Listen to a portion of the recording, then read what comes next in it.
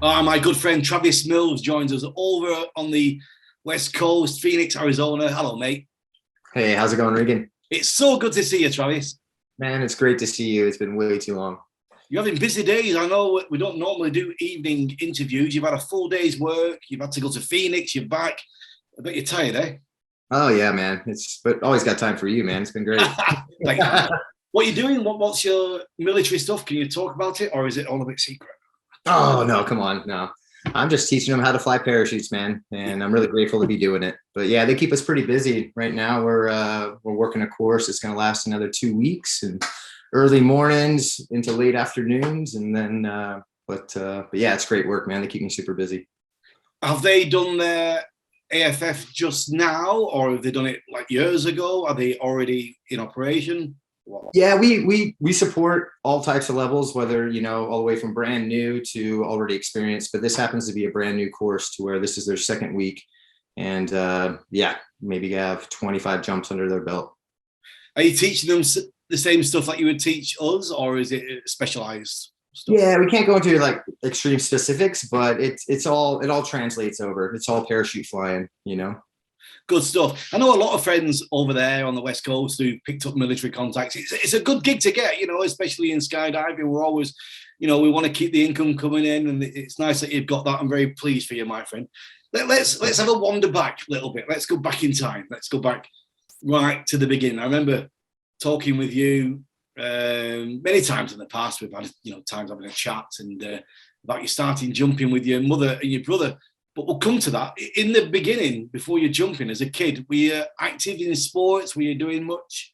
Were Oh you, were yeah, you an athlete? yeah. I was big into football, baseball.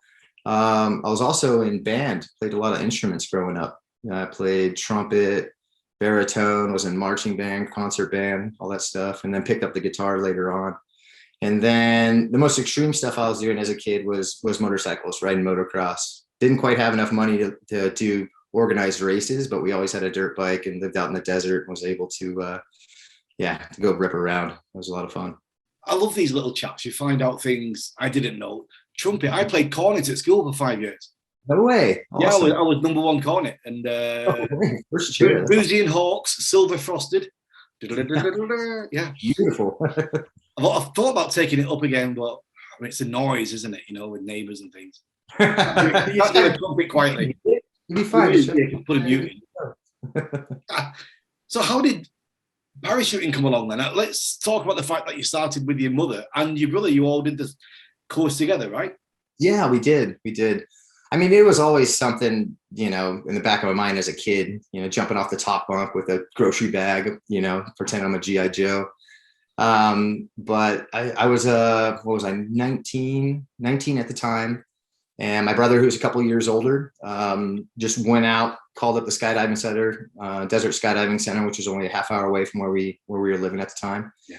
And went and did one with one of his friends, and came over to the house. I was actually living with my mom at the time, and popped in the video, and I'm like, I want to do that. I was just like, and I just called him up, and it just so happens that I scheduled it for the following weekend, which was Mother's Day. Yeah. And my mom was going through, stuff in her life at the time, and she needed to find something new as well, and she showed interest. So yeah, my brother and I bought her a tandem for Mother's Day. I went through the AFF course on Saturday, didn't get a chance to jump because of winds popped up, and she actually got a chance to do her tandem, so she actually jumped before me. The next day I showed up and was able to get my jump in, but she went through the tandem progression, and it took me a little bit to get through AFF. In fact, to get into the story, one of my instructors who I got really close to, taught my course,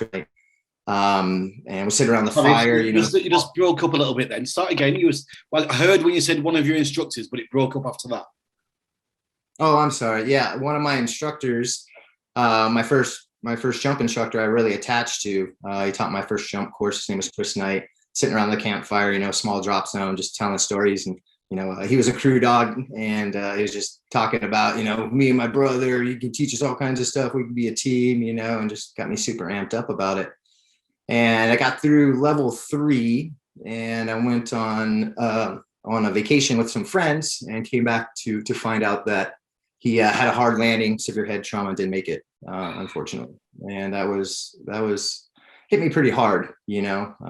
Like I said, I don't know, really latched onto this guy, and then the reality of what could happen, you know, hitting you as that young of a jumper. I know it kind of like really slapped me in the face, and I didn't jump for about 6 months. Didn't know if that's what I wanted to do. You know, I was just kind of questioning myself.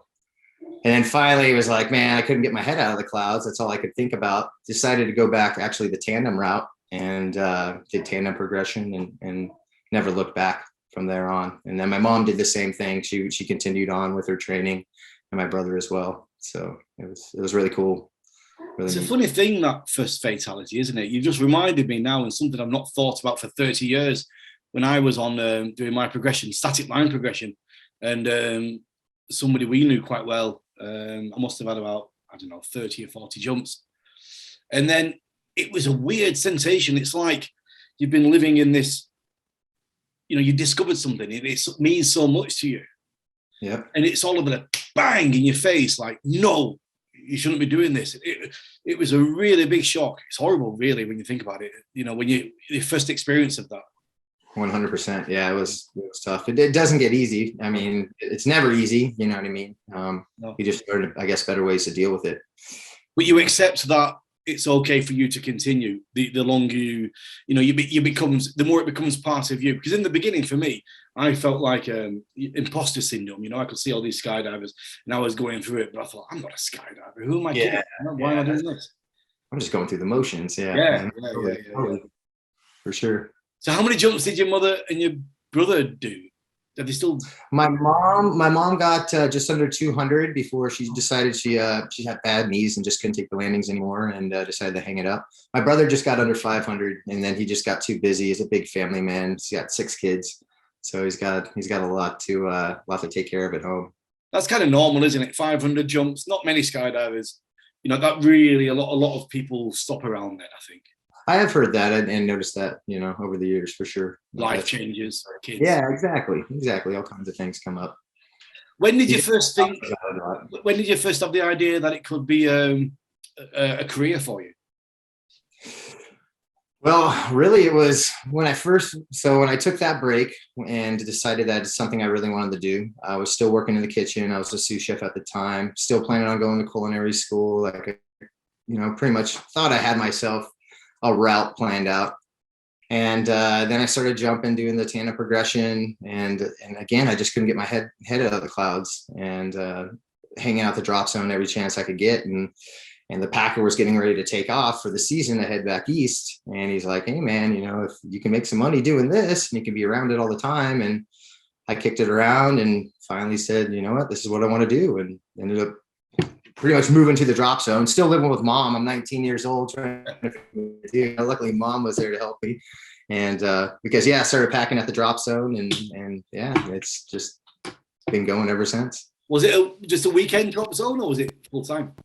It was full time, but it was a small drop zone. So we would get a caravan in the wintertime, and then summertime they had 2 182s that they would fly. So not extremely busy, but it would, you know, they could do some business. It was funny. I would do so many jumps that we get discounted rates, you know, but I would do so many jumps that by the time I filled my invoice out at the end of the week, I would owe the drop zone money. And it was funny. Where was it? Where were you living at the time? West side of Phoenix. It was out in Buckeye. So actually, they just reopened a new drop zone, Skydive Buckeye, out there the past couple of years, and breathing new life into it. A guy by the name Shane Seidel, a good friend of mine, opened it up out there and is doing really well. So have you always been over there? Have you always been over the West? I have. Back I was I got a job in New Jersey at Sky's the Limit for a season. Worked there for 4 months, got a bunch of jumps on my belt, jumping with all kinds of different tandem masters, and then came back and got a job at Skydive Arizona back in 2005, and then just kind of rooted back here in Arizona. So 2005, Swoop, King of Swoop was happening in Europe. We had the Lyle Presses stuff was going on up in New York, and Sonic was doing his things as well. Were you getting into swooping then? I was watching all the videos and dreaming of doing it. You know what I mean? Never thinking, always thinking, oh, maybe someday, but I don't know, kind of self-doubt myself, but definitely trying to impersonate what I see on videos. That's my best ability, but wasn't that good at it. How did that progress then? Was that just a natural progression over years and jumps, or did you make a focus on it? Yeah, well, it was, and being able to shoot video and fly my canopy regularly, every day, and do big turns back in the day here at Skydive Arizona, it kind of progressed pretty fast. And in fact, I had to be pushed to get on a cross brace back in the day. I was jumping crossfires and really ringing them out. And guys, oh, you need to get a cross. I'm like, oh, it's fine. And then once I got a cross brace under my belt, it was close to 5,000 jumps, something like that, 4,500. It's when they were still doing the swoop meets out of Paris Valley. So that's when I got my feet wet, and Dusty Smith was out here at Skydive Arizona. He kind of took me under his wing and started showing me, what I needed to do to actually score. And that's when it really started. So that was probably back in 2006, 2007, somewhere around there. I mean, Arizona, they've really, they've put the foot down on it now. High performance turns, separate area. There's a lot of major drop zones in the world are still mixing it up, allowing people to do, sweeping around students and things. I mean, it must have been horrible for you guys being told that you can't do high performance. But, now the dust has settled. What are you thinking? Is it the best move? I think it's what needed to happen at the time, honestly. And just like you said, when it first came down, it was like, I couldn't believe it. Like, what are you doing to us? I can't believe you're clipping our wings, but seeing what was going on at Skydive Arizona, at the time, and the collisions we had and what was the cause of the collision, and then seeing how it worked with limiting turns and how much it minimized and almost erased the collision scenarios, you know what I mean? So I have to stand by it, it's the proof's in the numbers. Yeah, that pond looks amazing. Oh, it's so beautiful, man. It's like home plate, oh, it's beautiful. Yeah. It's so amazing. What kind of stuff are you doing now with your landings? What are you working on? Trying to clean up. I kind of got away from freestyle there for a while and really started focusing on just traditional swooping, and I felt like I lost some of didn't lose it, so to say. I just wasn't as sharpened or as tuned as I wanted to be, especially at nationals. So that's kind of my focus right now. Like when I get out and I do have some time to do some fun jumps, just trying to lay down, get back to my roots of freestyle. That's what really, really attracted me to skydiving. I really loved when growing up watching freestyle motocross. So when I saw TJ Langren and Dusty Smith laying down these cowboys and ghost riders, I'm like, oh, that really appealed to me. So that's what I'm trying to get back, just having fun and just laying it down and being smooth. Yeah. Your cowboy is, without a doubt, hands down, the best cowboy I've ever seen over a water course with a parachute. That means a lot. It's amazing, man. I mean, well, thank you, dude. And then you had your fantastic swoop freestyle win 2018 Copenhagen. Yep, that was amazing. What a great time. You were right there to help to celebrate it with me. That was such a good time, man. Yeah. Do you know what? Do you think we're ever going to get? It's strange with freestyle competitions trying to explain to the public what people are doing, because they always say, "Oh, they're trying to land on the pontoon and he missed." It's hard to get them to understand the freestyle bit. You are correct there. I think it's great what they're doing with swoop freestyle and kind of limiting to the tricks that we can do, so they can better explain it to the audience, and and also how they can televise it and play it back in slow-mo, because I mean that's key right there. Yeah. You know what I mean? I mean, you watch any type of like freestyle motocross, you're gonna watch it in regular play, but all the really good stuff and all the intricate moves you're gonna see slow-mo. It's all the slow-mo, isn't it? That's when you can really actually getting it out. Yeah, it's a slow-mo. That's when you can really teach people or entertain and explain what's happening, isn't it? It is a slow-mo. You probably need, what we've done in swoop freestyle in the past, it's always been the run and then a quick slow-mo. But really, there probably needs to be a lot more focus on the slow-mo, doesn't it? That's when you can get the information out.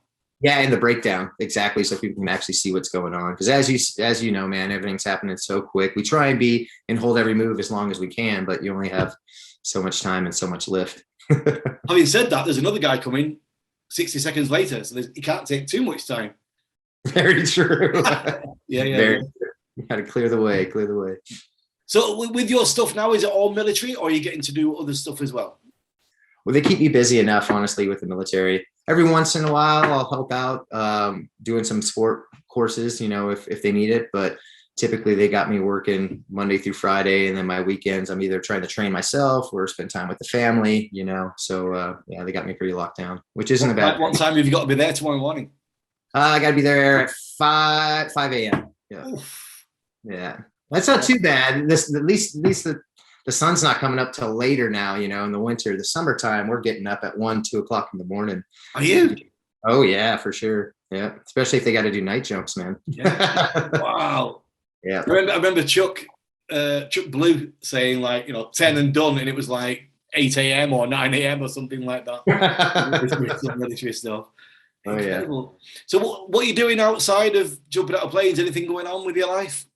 No, I mean, took the holidays really slow. The holidays, I like to hang out with family, reconnect, kind of take a break. Keeps me hungry too. I kind of stay off the drop zone typically for a couple of weeks, and yeah, man, I got a new street bike that I got running. My dad gifted me a Suzuki 1400 that wasn't running, so I had to run through the carburetors. So it's one of my hobbies too. I still have dirt bikes and always got to be tinkering on them, keeping them going. But in the past 2 weeks, I put 400 miles on that street bike. Just in the back roads out here. It's great, man. You just take the wife on the ride, and it's gorgeous. It's beautiful. Absolutely brilliant.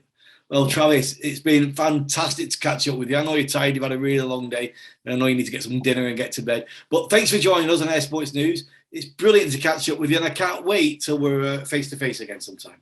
Regan, thank you so much, man. It's great to see you. Yeah, I can't wait to see you face-to-face as well, man. Take care. Take care. Have a good evening, man. Take care. Bye. Bye, man.